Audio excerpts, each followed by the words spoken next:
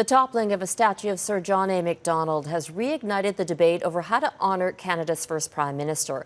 Politicians of all stripes condemn the act of vandalism, some warning about erasing history. But Macdonald's legacy includes implementing the residential school system. Jayme Doll looks at the delicate balance of preserving history while coming to terms with a racist past. Painted and protested over the weekend, this monument of Canada's first Prime Minister came crashing down once again in Montreal. While some celebrated, others, like Alberta's Premier Jason Kenney, jumped on Twitter, ready to rescue the monument and place it on the legislature grounds in Edmonton. It was violence against public property, against a symbol of Canada. I will offer to take it off their hands at no cost to them, and to reassemble it and securely install it and protect it and defend it. I don't see it as a fruitful next step in reconciliation. There are at least 10 statues of Sir John A. Macdonald across the country. Many of them have been vandalized over the years, and last year the city of Victoria voted to remove one. And there are schools named after him too.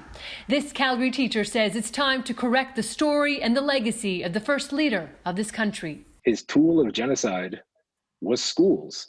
So to name a school after him, it tells me that we are definitely not telling the story correctly, because to memorialize someone who used schools as a weapon to kill the Indian and the child, in Sir John A. Macdonald's own words, well, that just means that we really don't care about the actions that he did in context. Sure, you want to put a statue up? Okay, tell the story. On Monday, Quebec's premier announced the statue in Montreal will be restored. We may have discussions in the next years about changes, but right now the decision is that it will be re-put in place. Those discussions can't come soon enough, according to some. Tearing down the statues doesn't change anything in particular, but if it provides us with a moment to become more deliberate and reflective, and to listen better and to work hard together to make legitimate decisions that honestly reckon with